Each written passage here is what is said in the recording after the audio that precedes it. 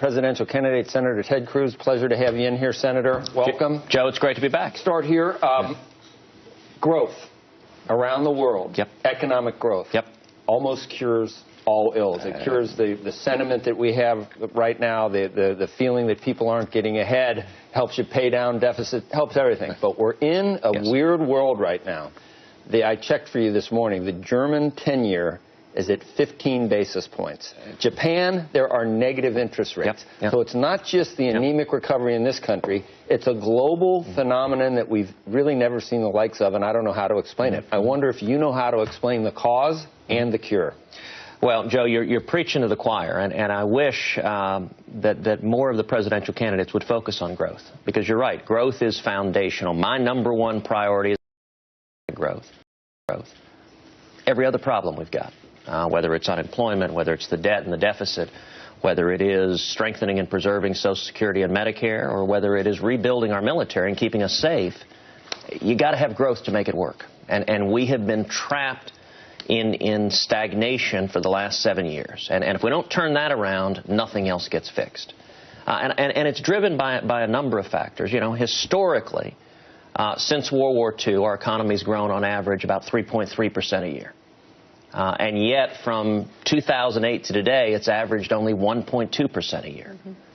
If we stay at this level of stagnant growth, 1 and 2% GDP growth, these problems are not solvable. And that's why we need an economic agenda. My economic agenda is focused very directly on growth, because if you get back to historic levels, 3, 4, 5% growth, suddenly the federal budget numbers turn around dramatically. It is by far the biggest factor impacting the federal budget. I guess my question, the reason I referenced Germany and Japan with negative rates, is because it seems to be almost a global problem. And you're not going to be president of Japan. Right. I don't know. Maybe, unless we... I think that's a safe bet. Or Europe. But it almost seems like... And I've, for 7 years, argued a lot of what's happening in our country is self-inflicted. Yeah. Regulations, Obamacare, taxes too high.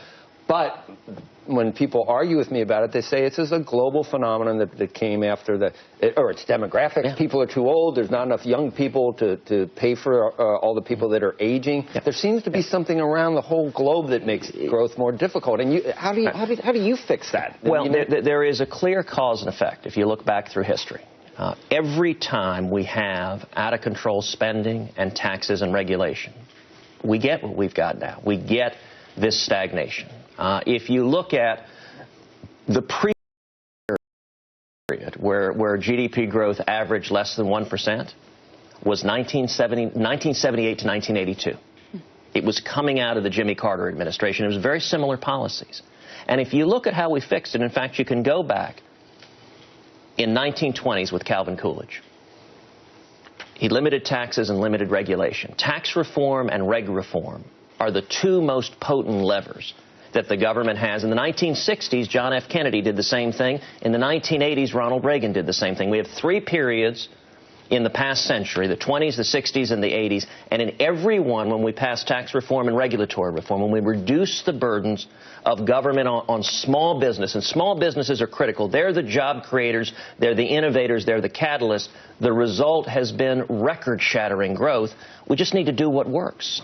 Can I just make an argument to you, though? When Sure. you look at Reagan, for example, and I don't disagree with you. I mean, first of all, taxes did go up at one point, but the other piece of it was actually somewhat Keynesian in that there was an enormous amount of government spending. Now, it wasn't on infrastructure, which is what people talk about today, but it was on defense. And that's how that's a huge piece of this puzzle. But it wasn't the defense spending that jump-started the economy. If you look at Reagan, he came in, cut taxes, pulled regulations back. Now, we were in the middle. I talked about that last 4-year period, 78 to 82. You know what GDP growth was in 84? It was 7.2%. I mean, those are crazy numbers. Those are numbers we see now in developing economies that sadly most folks in the United States say, well, we could never do that again. I talk about living through Reagan, and I don't even, actually, you were a young man probably. I was a teenager. But I was in the workforce, and it was like someone flipped a switch in 1980. It really was. And it was weird because the hostages came out, and it was like someone flipped a switch. And then as far as the defense spending, we did get a peace dividend after the Cold War ended from... I'm just suggesting... wasn't that we moved into. The only thing I'm suggesting is it didn't move into some kind of austerity period. But you had to be. Those are numbers showing that indeed, defense spending went up. But it didn't. All I remember is that marginal tax rate came from 70 to 28. But also the Federal Reserve was making some very big moves at that point too. Not compared to what we know. But let me agree with you. I didn't focus directly. I didn't say the lever was spending. Right. And you're right. Reagan went in. He wanted to cut spending. He never succeeded in that. He slowed the rate of growth of spending. Right. But Congress never went along with him actually cutting spending in any meaningful way. But the two powerful levers are tax reform and regulatory reform. It's the burdens on the people and small businesses. And you mentioned monetary policy. Monetary policy as well matters enormously. And we have had the Fed, we've been on this roller coaster with the dollar where it's up, it's down, it's up, it's down. Commodities go sky high, they go down, they go sky high. We've got a strong dollar right now, so oil has plummeted. Steel makers in Pennsylvania are seeing their prices go down. Farmers are seeing their prices go down. On money, we need monetary stability. We need to not end the roller coaster and have stable money. Part of what's happening, though, is it is a much more global economy. You've now got a central bank that has to be very cognizant of what the ECB is doing, what the Bank of Japan is doing. And if we raise our rates at a time when they're in negative interest rates, I mean, that's going to make it much worse and go to exactly what you're talking about. See, I think monetary policy should not be targeting a strong dollar or a weak dollar. I think it should be a stable dollar. They'll claim they're not. Well, but the problem is the history of the Fed has not been very good in terms of being smarter than the market. And I think trying to guess what's happening in the market, I think we're far better having a rules-based monetary policy, ideally with some tie to gold, so that you just have stable dollars, so that when you're investing $1 today, you know that the dollar is going to keep a consistent worth rather than fluctuate wildly. I guess to Joe's point about the growth stagnation around the globe, what explains that? Well, some of it is many countries in the globe have followed the pattern of the United States of hammering small businesses with taxes and regulation, and you end up with a spiral. That gives an incredible opportunity. They might have led the way, Senator. I don't know if they followed us. I mean, you're right. Europe, they invented structural problems. Well, now Bernie Sanders tells us how wonderful Sweden is. Don't get me. We've been talking about that today. The notion that there's this big sum of money and greedy corporations and greedy rich people pull out of that. They don't generate any of that wealth or any of that growth or any of those jobs or any of those tax receipts. All they do is take. But 51% of the country in polls is buying into that. What have we done wrong? So Joe, you're telling me you don't believe it when Hillary Clinton said, don't let anybody tell you businesses create jobs? No, that's another one. Or you didn't build this. I don't believe that one either. The catalyst of our economy is small businesses. 2/3 of all new jobs come from small businesses. If you want to have the stagnation we have, it's very simple. You do what we've done the last 7 years. You slam small businesses with crushing taxes. Yesterday I was in Buffalo, New York. I met with Charlie the Butcher. He's got 7 restaurants, by the way, an incredible sandwich, the beef on weck. I highly recommend it. And I remember visiting with Charlie, great example of a small businessman, and he was talking about the effect of $15 minimum wage here in New York State. And he said, listen, I've got 7 restaurants. He said, I'd like to have 20. He said, I could have 20, but I can't afford it, this regulation. I said, how many jobs are you talking about? If you added another 13 restaurants, he said it'd be about 160 jobs. And this was a conversation I had with him, just talking to him. That is being replicated in small businesses all across the country. And so if I'm president, my priorities will be lifting the tax burdens and lifting the regulatory burdens so that small businesses go from those 7 Charlie the Butcher shops to 20. And that means, the people who are benefiting, look, it benefits Charlie. He's the CEO. He'll do a little bit better. But what it really benefits is all of the teenagers, all of the kids who are starting. And it was interesting. Charlie told me, he said, we used to hire teenagers. He said, we don't hire them anymore. Why? Because the labor costs are too high. We can't afford to take in an unskilled teenager. We now hire more skilled workers. And he was explaining that. And, I thought back to 1957. 1957 was when my father came from Cuba. And at the time, he was 18. He couldn't speak English. And the first job he got was washing dishes, and it was making 50 cents an hour. And the reason he got that job is because he couldn't speak English, so he couldn't do much else, but you could take a dish, you could scrub it in hot water, he could do that in any language. And he started with that job, making 50 cents an hour. After several months, he learned English, he got promoted to a second job, he became a cook, made 80 cents an hour. Then a couple of years later, he got his next job, which was as a teaching assistant at the University of Texas teaching math. And then he got hired at IBM as a computer programmer, went on to start his own small business. Now, that journey, millions of Americans have traveled that journey, but if you don't get on that first rung, right, washing dishes, you don't get the second job, the third job, the fourth job. And what we're doing now, it's teenage kids like my dad who are not getting hired right now. But two questions. Yeah. Should there be a minimum wage, and if so, what? And then what do you do about all of the people who this is not the first rung? It's actually become the last rung for them. Well, you know, there are very few people in the marketplace for whom that is the case. I mean, if you look at minimum wage jobs, they tend to be entry-level positions. And every time we raise the minimum wage, predictably what happens is a significant number of people lose their jobs, and they're almost always low income. They're often teenagers, African Americans, and Hispanics. Using my father's example, come in and jacked up the minimum wage to $2 an hour, they would have fired my dad and bought a dishwasher. And a point I make to people all the time, you have now all these Democratic politicians offering higher minimum wages. And as you know, the first principle of economics is Tonstoffel. There ain't no such thing as a free lunch. If you jack up the minimum wages, anyone who's just starting, who's not able to produce that level of productivity, loses their job. And a point would you do away with the minimum wage? I think the minimum wage systematically hurts the most vulnerable. Now, I think it is within a state's constitutional authority to have a minimum wage. So if New York wants to do that, if California wants to do it, they have the power to do it. I think it's bad policy. And, you know, one observation I make to folks is I say, look, next time you go to a fast food restaurant and you start ordering on an iPad, you're seeing the minimum wage. A teenager got fired because, as you know, in any business, you've got a trade-off between capital and labor.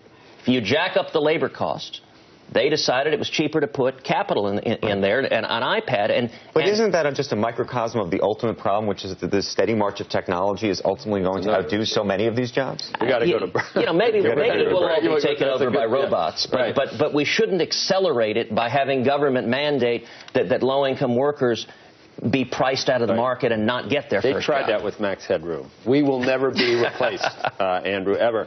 So Charlie the Butcher, Joe the Plumber, I mean, this is, you're onto something here, I think. Charlie the Butcher, this time around, that might be the guy to keep bringing up. We're going to go to break, but my question is, I sort of wish in my mind that the United States could have changed the dynamic of the entire globe over the past 7 years.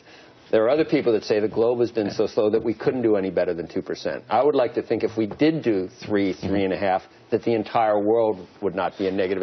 We're big enough to have done that in the past. I just don't know if we're big enough at this point to make a difference. I think we really can, and after we come back from break, we can talk about how we can change it and change it pretty dramatically going forward. Excellent. Our special guest this hour is GOP presidential candidate Senator Ted Cruz. And Senator, we haven't touched on the taxes yet, but this is a hugely important issue. And your tax plan is fairly different from a lot of the others that are being proposed out there. You're looking at a flat tax and a VAT. Why don't you talk a little bit about that? So, you know, today is historically tax day. I mean, I guess we get till Monday, so we've got a couple of days more. But, you know, you look at today is a day that tends to focus the minds on the burden coming from the IRS, the burden coming from our taxes. My tax plan is simple. It is a simple flat tax. For a typical family of four, $36,000 you earn, you pay nothing. Zero income tax, zero payroll tax, nothing. Above $36,000 each marginal dollar, you pay a simple flat tax of 10%. No longer is a hedge fund billionaire paying a lower effective tax rate than his secretary. Everyone pays the exact same. Another difference, by the way, no longer do you have any differential rates between ordinary income and dividends or cap gains. Short-term and long-term cap gains, doesn't matter. Everything's 10%, which means people actually allocate capital based on where it's efficient rather than what the tax laws say, because the tax laws are neutral to everything. And then on the business side, we abolish the corporate income tax. As you know, we have the most punitive corporate income tax of any developed country in the world. We abolish the Obamacare taxes. We abolish the payroll taxes, which are the single biggest tax most working Americans pay. And we abolish the death tax, which is a tremendously unfair and punitive tax on farmers, on ranchers, on small businesses. And we replace all of those with a simple 16% business flat tax. And the effect is an incredible catalyst for job creation and wages going up and bringing jobs back to America. That's my priority. High-priced jobs coming back to America, wages going up for everyone.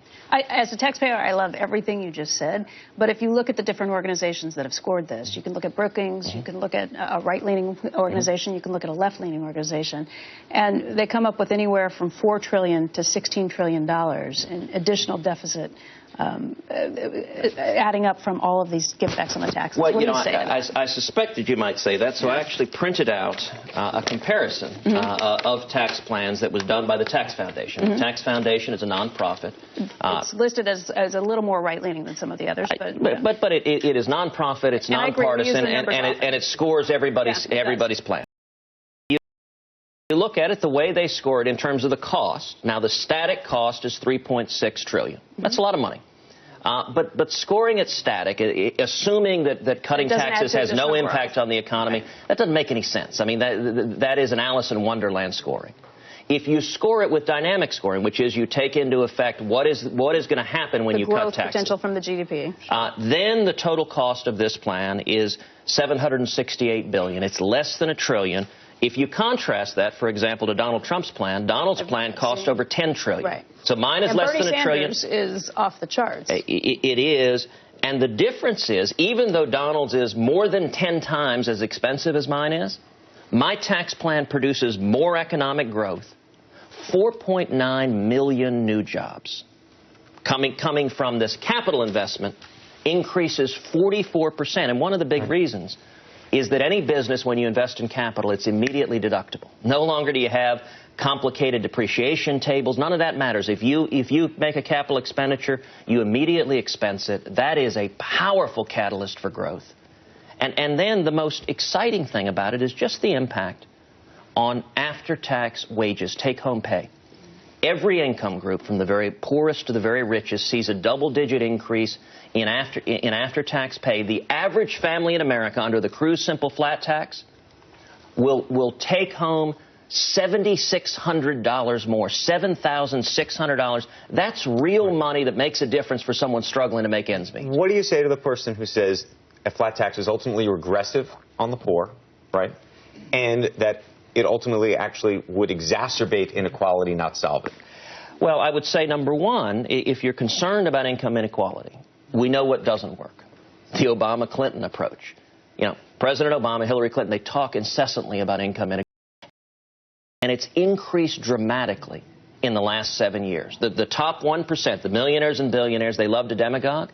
Today, they earn a higher share of our nation's income than any year since 1928, the year before the Great Depression and the Great Stock Crash. Those who walk the corridors of power in Washington have gotten fat and happy. The rich have done great under big government, and the reason is simple. Big business gets in bed with big government. If you have lobbyists and accountants and lawyers, you can game the system.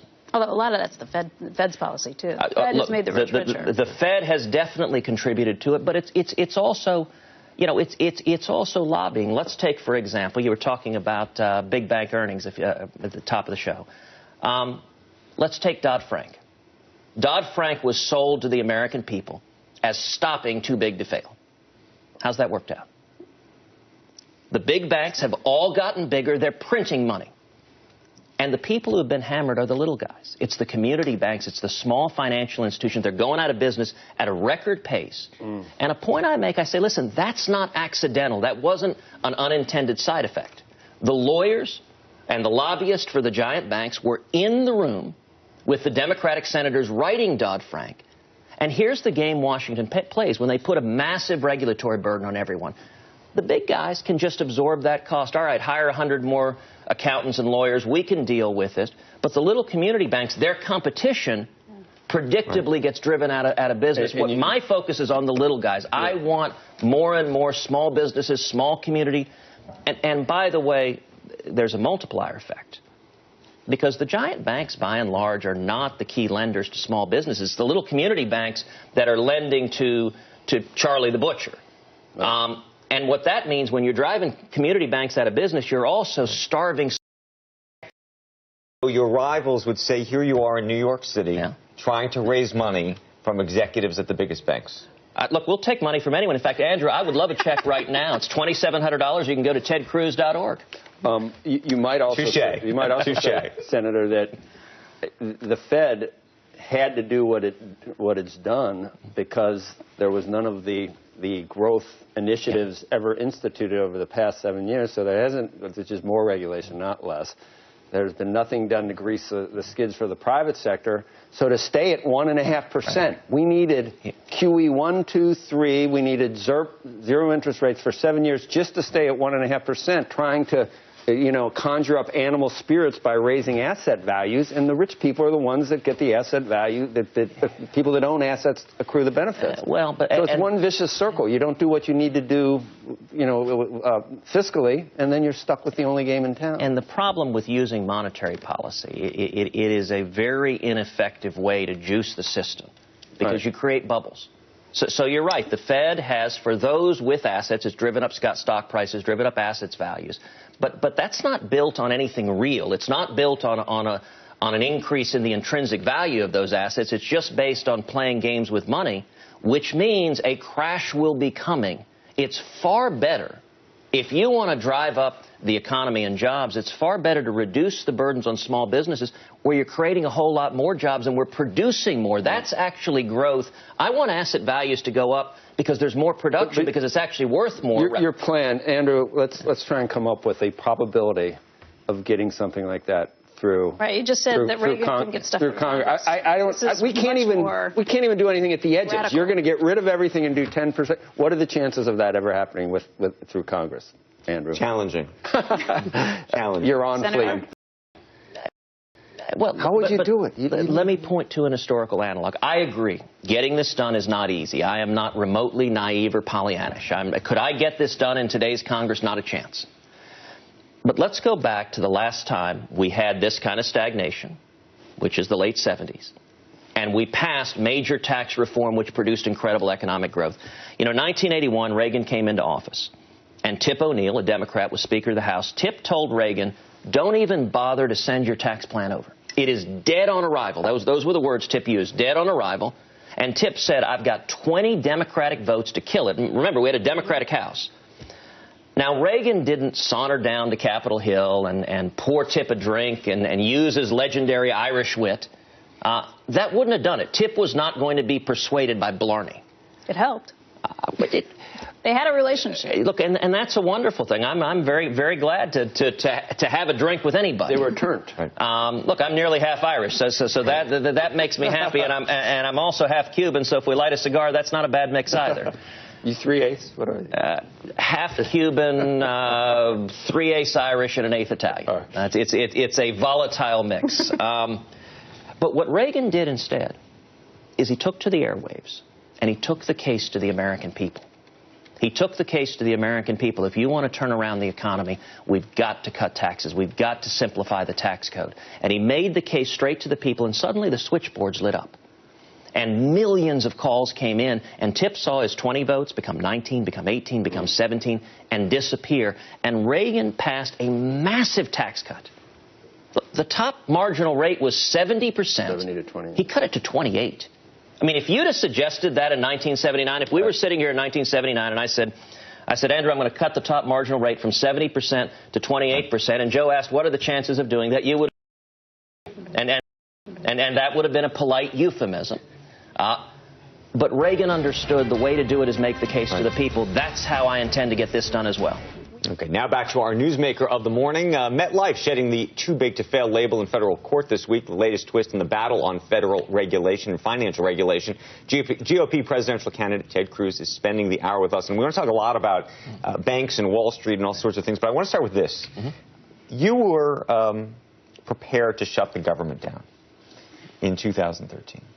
And there are a lot of people on Wall Street, and I know you're here and you're trying to raise some money in this city, who thought that was absolutely, I can't even use the word, they thought that was crazy. And I could put something before that. What do you tell them about your willingness to compromise and also your willingness to have put what some people thought was the government's credit rating and everything else in the economy in jeopardy? Well, look, on the question of compromise, my approach is the same as Reagan's. Reagan said, what do you do if they offer you half a loaf? You take it, and then you come back for more. So I am perfectly happy, I've said this from the day I was elected, to compromise with anyone, Republican, Democrat, Independent, Libertarian. I've joked, I'll compromise with Martians. If they're willing to shrink the size and power of the federal government, if they're willing to reduce the burdens on small businesses to create economic growth, if they're willing to protect the Bill of Rights. What I don't support is compromise that goes backwards, that makes the situation worse. And I'll tell you, if you want to understand, so I wrote a book last year called A Time for Truth. And the opening chapter is entitled Mendacity. I cannot tell how many people, in particular people in the business world, who come in hearing all the skeptical things about this guy, Cruz, is a troublemaker. They read Mendacity. It takes 15 minutes to read. It's not a very long chapter. And their view is dramatically different, because I simply describe what happened with the debt ceiling. And they're astonished at how bad it is. You know, here's the problem. You think about it. We now have a Republican majority in the House, a Republican majority in the Senate, that got elected promising the people will stand up to these misguided policies from Obama that have been hurting people for so long. And yet at every juncture, I mean, the battles I've had with my leadership in the Republican Party is that at every juncture, they don't believe we can stand up to Obama. Now, I don't think you fight on everything. I think you pick your battles. You pick your battles on things that really matter. Where I fought has been Obamacare, has been amnesty, and has been the debt. Because I think those have the bang for the buck. And leadership consistently says, no, we can't fight here, we can't fight here, we can't fight here.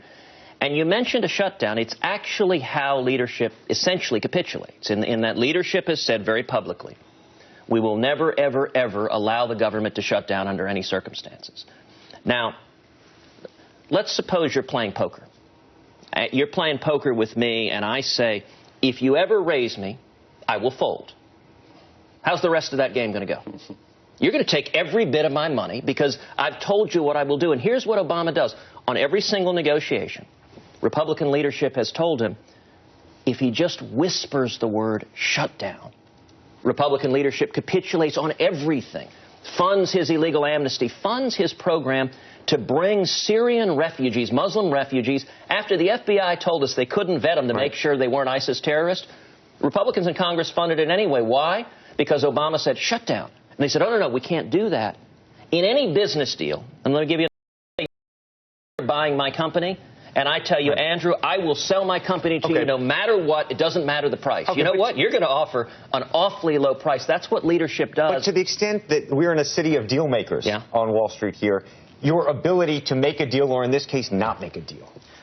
Look, I spent my career before I was in the Senate as a U.S. Supreme Court litigator, representing the state of Texas, representing Fortune 500 companies before the federal courts, before the U.S. Supreme Court, and winning over and over and over again, winning landmark 5-4 victories in front of the U.S. Supreme Court. But to make a deal, you know, it's worth asking, what is worth fighting for? But let me give some good news. When you talk about, though, playing poker, I think there are people on Wall Street and people who understand finances and worry about things who say this is more like playing Russian roulette, where you're playing with a loaded gun. All right, so let's go to the debt ceiling. Let me tell you about that chapter, Mendacity, in the book A Time for Truth. So the debt ceiling, periodically Congress raises the debt ceiling, and there's usually a negotiation that accompanies that. The last time it came up, President Obama demanded a so-called clean debt ceiling, trillions in new debt, with no spending reforms, no spending cuts whatsoever. Now, that was an audacious ask, but it wasn't surprising. He's done that a lot. What was surprising is what happened next. House Republican leadership decided to give Obama everything he wanted. House leadership joined with 193 Democrats to pass a clean debt ceiling. They overruled about 200 House Republicans. So it's House Republican leadership plus all the Democrats. Then it goes to the Senate. The week we took up the Senate, the usual rules in the Senate are that it takes 60 votes to take up a debt ceiling. But any rule in the Senate can be changed by unanimous consent. The week we were going to take it up, we go to the Tuesday lunch, and Republican leadership stands up and says, I'm asking every one of you to consent. There were 45 of us at the time. We're in the minority. To unanimous consent to lower the threshold for Harry Reid to take up the debt ceiling from 60 votes to 50 votes. And our leadership told us every one of you should agree to this for two reasons. Because then you have political cover when you vote against it. You're already looking ahead. Number one, they said it will happen. Right. hallelujah, hallelujah, and we're scared of this issue, we want to kick it down the road. But then they said, number two, if we do that, the Democrats have the votes to do it on their own. We can all vote no. Right. And we can go home and tell our constituents we opposed the thing we just consented to allow happen. Let me ask you about too big to fail. Yeah. Donald Trump will say that you are owned by Goldman Sachs. Would you be prepared to break up Goldman Sachs? I don't believe the government should be targeting anybody. But I'll tell you, if you look at who Goldman's supporting, it ain't me. Goldman is supporting Hillary Clinton big time. And in the Republican field, they've been supporting just about everyone else but me. And the simple reality, Donald has an interesting pattern of accusing other people of doing what he is doing. He owes, north of $400 million in loans to a dozen different banks. We actually don't know because his report, several of the loans, I think, are $100 million and above or $50 million and above. So it's $400 million or more that he owes. Right. And, of course, he won't release his taxes, which is unprecedented, by the way. But would you ultimately say you're a supporter of Wall Street, and then people would say that that's a function of your wife? Or would you ultimately say, but at the same time, you say that you're not for the elites? So I'm trying to figure... Look, let me answer that on principle. I am for the working men and women of this country. When I got elected to the Senate, just about every lobbyist, just about every big Washington interest was opposed to me. When I got there, I sat down with them and I said, listen, if you're facing irrational regulations, if you're facing government getting in the way of your increasing productivity, expanding jobs, you will have no greater friend than Washington off your back. If you're looking for handouts, if you're looking for subsidies, if you're looking for special deals, I ain't your guy. So when it comes to Wall Street, listen, Wall Street performs an important function, providing capital for new enterprises, helping the economic system operate. That is important and valuable, and there are wonderful people who work in this city, work in the financial sector. But it shouldn't be the case that Wall Street plays in a rigged casinos, heads I win, tails I win, where Wall Street can gamble with other people's money and the government bails them out if they lose. You know what the incentives are then is go for it big time because everyone wants their private jet, and if they lose, the government bails them out. I think if you're taking risks, you should bear the consequences of the risk, and the taxpayer shouldn't be on the hook to bail you out. And you could be for Wall Street without it having to do anything with your spouse, probably. You could have and you could probably be against Wall Street without wanting to break up Goldman Sachs, right? I mean, there's things in the middle of there are things in the middle. And the reason I pressed on that is I actually don't like this vindictive style of politics that you see from the Clintons and you see from Donald Trump, that you pick out someone and say, we're going to use government to go punish this company. That's not what government should be. This is not, this is not a Latin American dictator saying, okay, you're disfavored, so I'm going to go after you. We should apply the rules fairly. If any company is seeking special government favors, my answer, and it's worth underscoring. Let's go back to the beginning of these primaries. First state was Iowa. I campaigned against the ethanol mandate in Iowa. Now, yes, you did. There are a lot of corn farmers there. Everyone said it was political suicide. You were the only one. Right. I was the only one, and in fact, my opponents, Donald Trump increased the ethanol mandate. When it came to cronyism and subsidies, he wanted to do that. And I want to give credit to the incredible people in Iowa that we want a landslide. Now, I made the case to the corn farmers, to the ethanol industry, that at the same time I'm going to lift the EPA barriers that prevent them from expanding their market. I said, you can expand your market more, but not through government handouts, just through getting government out of the way. Right? Is it Laffer, your guy? All right, so we're going to get to him. We're going to try and get time. He's the father of supply-side economics. Art Laffer has been a go-to fiscal advisor to world leaders. He joins us now. Art is chairman of Laffer Associates and former economic policy advisor to President Ronald Reagan. Art, it's great to have you. Thanks for coming on. We had a great discussion with Senator Cruz already about his tax plan. I don't know whether you were watching, but I'm sure you're familiar with it already. Is dynamic scoring for real? Because the other side tells me it's voodoo economics. I think I just coined that term. Well, the other side's wrong. Of course, dynamic scoring is the right way to do it, Joe. And thank you for having me on, by the way. And I did watch the other segment. I thought Ted did a great explaining exactly how it works and what the dynamics would be, except I think he underestimated the dynamics that will occur. If you look at his tax plan, it makes Reagan's tax plan look weak in the 1980s. I would expect to see greater growth rate, not only because Obama is even worse than Jimmy Carter, but because this tax plan is even better than Reagan's. It would take the top rate down to 16% on businesses and 10% on individuals. And I think you'll get growth rates higher than Reagan's, which were enormous, Joe. You got 6, 7, 8% real growth annualized on a quarterly basis in the years 83, 84, and a number of the quarters. You'll get more than that because our economy is relatively much worse off than it was even under Jimmy Carter. You know, I'm going to let the Senator in a second, Art, but there's an explanation or a narrative for why it didn't happen this time that I hear from the left all the time, and that is that previous recessions were caused by the Fed raising rates after the economy had overheated. That causes a recession to come on. This one was a totally different animal, and by definition, even though it was deep, it was never going to have the sharp rebound because it was a debt overhang that caused it.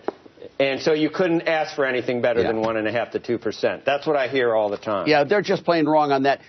When interest rates are too high, Joe, you restrict demand. When interest rates are too low, which they have been under Bernanke and Yellen, you restrict supply. There has not been the flow of money into the mortgage market because low interest rates, no one's going to lend money for 30 years at 3.5% with a high risk factor. So therefore, the housing market has stayed depressed for the last decade. And it's because of the quantitative easing and the Operation Twist. It's because of that we need markets to operate in the money market like everywhere else, where the interest rate is the market-determined rate, so you get the correct demand and the correct high rates and too low rates. Both of them kill the housing market. Senator, you want to get in? Well, Art, it's good to see you. Thank you for joining us. Senator. And Art is a longtime friend, and indeed he helped think through and design my tax plan. And I will note that if you look at the object, I agree with Art that the numbers that were estimated are, if anything, underselling the GDP impact. And my object is a minimum of 5% GDP growth. And I would note JFK, when he campaigned promising 5% GDP growth, and he ended up producing 5% GDP growth. How? And the tax revenues were much higher, too. He went into surplus because of his economic growth. That is exactly right. And the wealthy ended up paying more. When you cut the tax rates, exactly. The wealthy paid a higher percentage of taxes. Art, tell us, what would the impact be on the economy? What would the impact be on working men and women if we had 4 years or 8 years of 5% GDP growth instead of the stagnant 1% and 2% we've got right now? Well, the impact would be huge. I mean, the biggest driver of tax revenues, Ted, is GDP growth. But what very few people have talked about on your plan, and if I may, is the revenue impact on cities, counties, local districts, and state budgets would be enormous as well, and no one's even looking at that. The impact on income redistribution would be also huge. I mean, John F. Kennedy put it so beautifully. You referred to Kennedy, and he was my hero. John F. Kennedy said the best form of welfare is still a good, high-paying job. And creating those jobs will reduce inequality dramatically, and that will lead to more prosperity everywhere. So you're going to have much higher revenue impact. I think you're even going to get higher growth rates than 5%, and you're going to reduce inequality. What's not to love in this plan? Our special guest this hour, Republican presidential candidate Ted Cruz, and as long as you're here, I've wanted to ask you this for a while. I've heard from the president, from Secretary of State John Kerry, from Harry Reid, that climate change, global warming, the biggest threat facing the United States right now. In fact, bigger than ISIS, and in fact, I've heard it was actually caused by, or that ISIS was actually also caused by global warming. You're on record saying that the scientific evidence at this point is not consistent with that idea. And I have some sympathy for that because it's hard. I'm skeptical that 1/100th of a percent atmospheric CO2, an increase of 1/100th, causes all these adverse weather events and is the primary gauge or primary control for the planet's temperature. Are you willing? You'll say that you still don't believe this because that would be disqualifying. Not being a denier would be disqualifying for a large part of the left. You know, you mentioned you're skeptical. I'm totally skeptical. And any good scientist is skeptical. That's actually what a scientist is supposed to be, as a skeptic. You studied at MIT. Right. I am the son of two scientists, two mathematicians and computer programmers.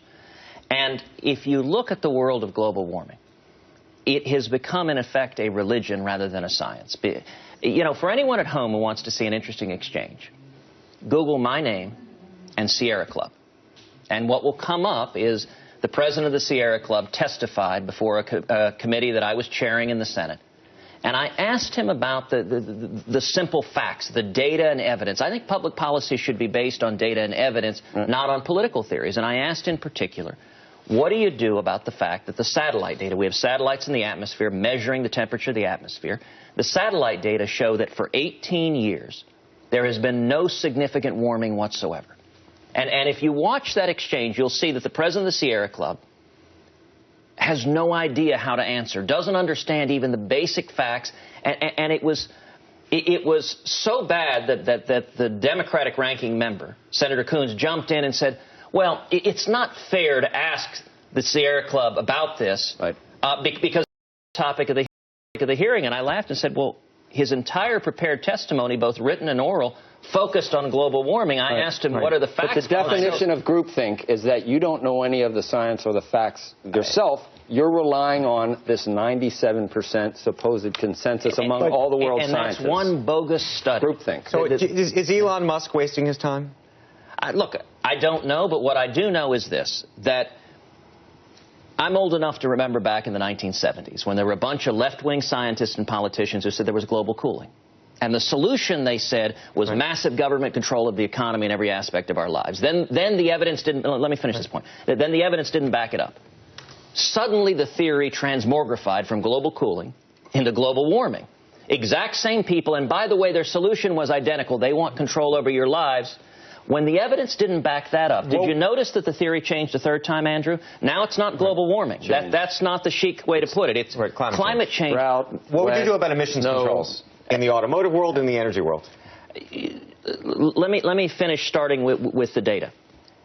Climate change is the perfect pseudo-scientific theory for a power-hungry politician because it can never be disproven. You remember back in junior high, the scientific method? It's not falsifiable, which is not a scientific theory. It's not. Climate change, whether it gets hotter or colder, whether it gets warmer, or whether it gets wetter or drier, the climate's always changing, and the solution is identical to their solution to cooling and warming. It's massive government control over the economy, and this isn't theoretical. I'm not going to try to even debate the merits of this issue with you. I'm going to ask you, as a function of the way you must think about this, what do you do about emissions controls and the way the EPA approaches these issues? There is a perfectly legitimate and important role for the EPA and government to keep the air and water clean. Every one of us breathes, every one of us drinks. We want our kids to be able to breathe and drink. That's what we should be doing with the environment. But I'll tell you, carbon dioxide is not a pollutant. One of us is emitting carbon dioxide right now. When we breathe out, we emit carbon dioxide. By the way, carbon dioxide is plant food. I would encourage people. I chaired a whole hearing. I chair the subcommittee on science and space in the Senate Commerce Committee. A Princeton PhD professor explained there have been periods in the world history with much higher carbon dioxide during an ice age. And it produced incredible green and plant growth, and it was incredibly beneficial. And yet the left doesn't actually engage in facts. Senator, we had the SodaStream CEO sitting right where you are. They carbonate beverages. So I said, basically, you're polluting deliberately the beverages that you sell. His face dropped. He had no idea how to answer that. And all I was doing was making a point that has been labeled a pollutant, one of the most ubiquitous gases on the clear, odorless, although you see the smokestacks with black soot coming out. And Joe, the reason this matters so much is because the effect of these massive regulations, they're being pushed by Obama and Hillary Clinton, are to drive up the cost of living. If you're a single mom right now, it means your electricity bill's going up. It means your gas bill's going up. It means the cost of living is going up dramatically, and you can't afford it. I think, should we keep the air and water clean? Absolutely, but we shouldn't be driving up costs on people who are struggling, who've been hurt so badly under the Obama-Clinton economy. Senator, we only have about 90 seconds left, and I hate to play a speed round with issues that are so important, but I want to try and get through a few of them. So I'll just throw out words. You tell me what you think about them. Inversions and what the Treasury Secretary has done. Listen, I think they're doing it entirely backwards. We're seeing corporate inversions because massive regulations and taxes are driving companies overseas. In addition to my flat tax plan, I'm going to repeal Obamacare and rein in the regulators. And in 4 years, we're going to be back here talking about corporate inversions, and it'll be Europe and Asia talking about inversions of companies coming to America because the business is so good, and there are literally trillions of dollars of capital on the sidelines right now that if we have stability on taxes, if we lift the regulatory burdens, you can't force businesses to stay here as the Obama Treasury Department's doing. You create an environment that businesses want to be here, and that will produce jobs and raise wages. Value-added tax. Democrats hate it because it's so regressive. Republicans hate it because it's kind of letting the camels get its nose under the tent for a tax that can be ever increased. What do you say? Well, listen, value-added tax is a word that means different things. In Europe, a value-added tax is added as a sales tax on the final product of something you're buying. And critics of my plan have accused the business flat tax of being that. It's not a value-added tax. It's not a sales tax at all. It is a business flat tax. It applies uniformly across all businesses. And, you know, one of the most potent effects of the business flat tax, it's border adjustable, which means all exports are tax-free. And all imports pay the 16% business flat tax. That will bring millions of high-paying jobs back to America, and it's a much better solution than Donald Trump's 40% tariff on all imports, which will drive up costs for Americans and start a trade war. My plan fixes the problem without a trade war. We want to thank you so much for your time today, Senator. Thank you for having me. Around Monday, come back. We'll continue this at 8. Terrific.